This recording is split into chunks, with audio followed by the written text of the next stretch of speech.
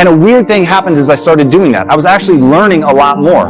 And so I was able to convey that to the students, and I was able to help the students make their films better. And it made me realize, whoa, there's this weird reciprocal loop. I'm a college dropout. I was homeless, lived in a car for 3 years. I've lost every single thing I had, family included. I've been written off so many times. But today, the person that you're sitting in front of you is a process. Then next is how you feel about the future. We've got to have the future well designed. The future is called the promise. The promise of the future can be an awesome force. The harder I work over here, then go and explain it, they actually can take that knowledge and put it to use. Building skill sets, getting better at something. And I started thinking, is that something that I could do for myself? And at that moment, these two very successful entrepreneurs walk into my class. And at that time, I was obsessed with two things. I wanted to get rich, and I wanted six-pack abs. Now, I grew up in a morbidly obese family, so for me, that was real, man. And I used to be 60 pounds heavier than I am now. And I wanted those six-pack abs, man. I just had no idea how I was going to get it. And I remember the first time that somebody told me, I think you already have abs, it's just under the fat. I want to talk to you for a moment about the process. Because see, one way to get a person to really follow you is to be the example of what you're trying to get them to follow. You know, my daddy used to tell me all the time, he said, son, best thing you can do for poor people is not be one of them, because you can't help the cause. Your brain is divided into two halves, positive and negative, good and evil.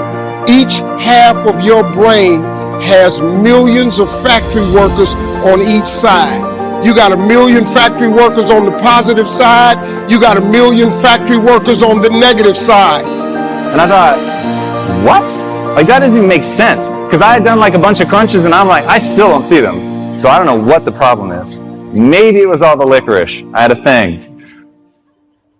So these two guys walk in, very accomplished entrepreneurs, ripped, six-pack ab, bodybuilder types, and they said, hey, you're coming to the world with your hand out. If you want to control your art, you have to control your resources. So if you want to get back in the saddle and actually become a filmmaker, you're going to have to learn to control the resources. So come with us, be a copywriter, but understand this is a startup. You can have any role in the company that you want. You just have to become the right person for that job. And so I took them at their word, and I pivoted, and I left my teaching career, which had safety. And I looked to my wife and I said, this may fail, but I've got to at least give it a shot. And my wife said the words that have become famous for me, which is, I bet on you. At the forefront of each one of those factories in your brain is a foreman. You got foreman positive and you got foreman negative. You are in charge. You're the boss of the factory. So let me show you how this works. You got a remote control. You go to your house tonight and you press that power button and you press it. When you point it at the TV, what do you expect to happen? You expect TV to come on. You press the power button, you expect the TV to come on. If you want to watch HBO, and HBO is channel 300, and you press 300, and then you press select, what do you expect to come on that TV? And what comes on that TV? So now, since your brain is in two halves, let me show you how this works. You wake up in the morning and you say, man, I don't feel myself today. I got up on the wrong side of the bed. I'm not a morning person. Now, what my wife was betting on wasn't that I already knew how to do what they wanted me to do, because she knew I didn't. What she was betting on in me is the same thing that each and every one of you have, which is the ability to learn. And so I went into it knowing I was not the right person for any job in that company. I'd never been in a company like that before. I'd been totally focused on film. This was software. It was security software. It was nothing that I had any interest in, but I wanted to get rich. And so I did it. And for 6.5 years, I put my head down. like those early days in my dorm room, and I worked my ass off around the clock. I didn't take vacations, meaning if I went somewhere, I would literally, guys, this is real, I would take a camera so that I could watch what was going on back at the facility. Designing the future. There's two ways to face the future. One is with apprehension, and the other is with anticipation. I promise you, in my travels around the world, most people face the future with apprehension. And here's why. They don't have it well designed. They've sort of left that up to someone else to fix. But here's the best way to face the future, with anticipation. You can face the future with anticipation if the future is clear, if the future is well designed.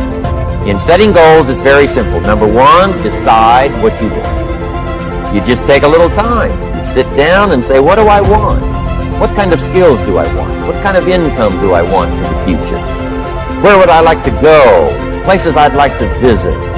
Habits I'd like to acquire? Skills I'd like to have? Right? So everything. I'm down here. Equalizer 1, 2. If he come out with 6, I'm going to see that joint. And Equalizer 1 and 2 is the same movie. It ain't nothing different about it. But Denzel in that Joker. And I'm like, Denzel, let's go.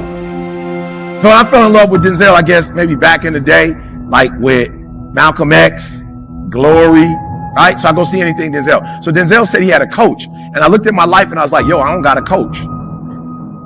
I need to get a coach. Denzel is paying somebody to help him act, and that's probably why he the best. Because somebody else probably is an actor, and guess what happened? The more opportunities they got, the more cocky they got, because they were getting roles and they probably fell off. So we could probably name some actors that were sweet 10 years ago that you don't see today. Denzel's still out there, he's still the man, right? So I was like, I'm giving me a coach. So Anthony Flynn was in my circle already, and he was like, he's the CEO. Economics, friendships, people you'd like to meet. When you've thought about what you want for the future, make a list. If the future gets clear, the price gets easier. Because you got to remember, for every promise, there's a price to pay. Everybody's got to pay the price. Everybody's got to do the deal. Everybody's got to do the disciplines. But here's what I've discovered. If the promise is clear and powerful, the price is easy to pay. The price is some classes. The price is a few books. The price is a few disciplines. The price is finding something that'll make your life better, make you grow, make you change, make you develop. So the first part of the key is to design the promise. Then, what is the price to pay? I'm telling you, the price will be easy. No matter where you are, where you come from. Color doesn't matter, religion doesn't matter, where you grew up doesn't matter, circumstances don't matter. I'm telling you, if you'll make the promise of the future clear for yourself. Coach, you know, he the CEO, coach's coach. I'm like, all right, then, if you coach CEO, I'm a CEO. I need to get coached. And I remember we went in this room in the Westin Hotel. It was about 4 o'clock in the morning. And I remember he broke some stuff down to me, and I had the best 2019 I ever had. Imagine you getting coached and you super talented. I was just living off talent. I had no focus or direction. I was just like, turn the light on, go. You know what I'm saying?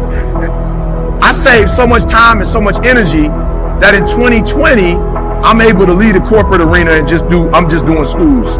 You feel what I'm saying? Like the coaching was so sweet that the area I dominated in, I'm coming out of the arena.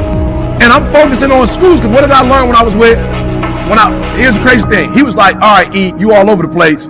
You got a million ideas, but we're going to do 3 buckets. Right? And I knew the 3 buckets was kind of like, okay, I'm going to work with you because you're talented, so I'm going to give you 3 buckets, but that's a lot.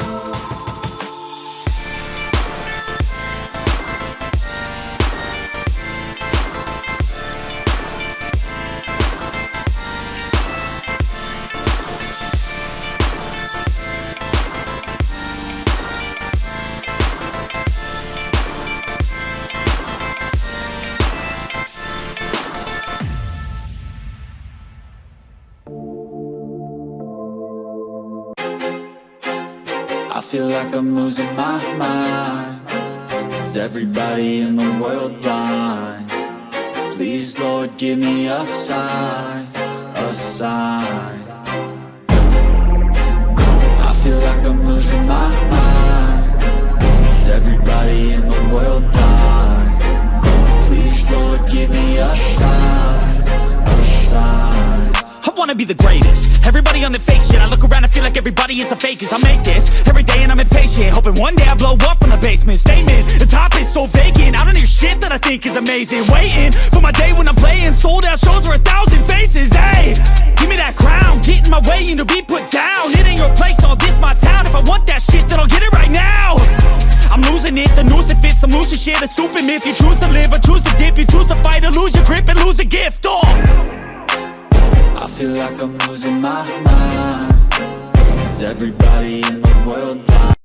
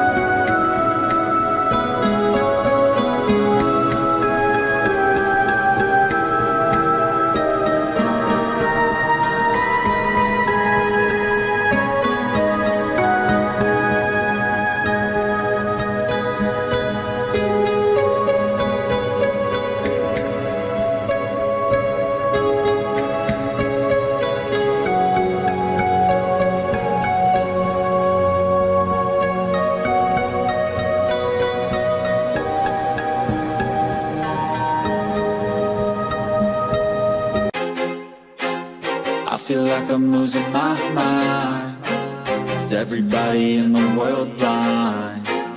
Please, Lord, give me a sign, a sign. I feel like I'm losing my mind. Is everybody in the world blind? Please, Lord, give me a sign, a sign.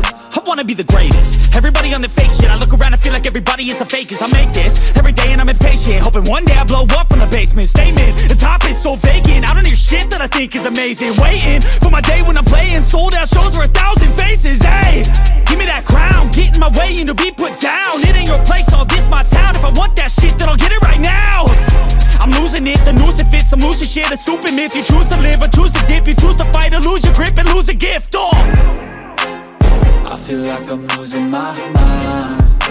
Is everybody in the world blind? Please, Lord, give me a sign, a sign. I feel like I'm losing my mind. Is everybody in the world blind? Please, Lord, give me a sign, a sign. yeah.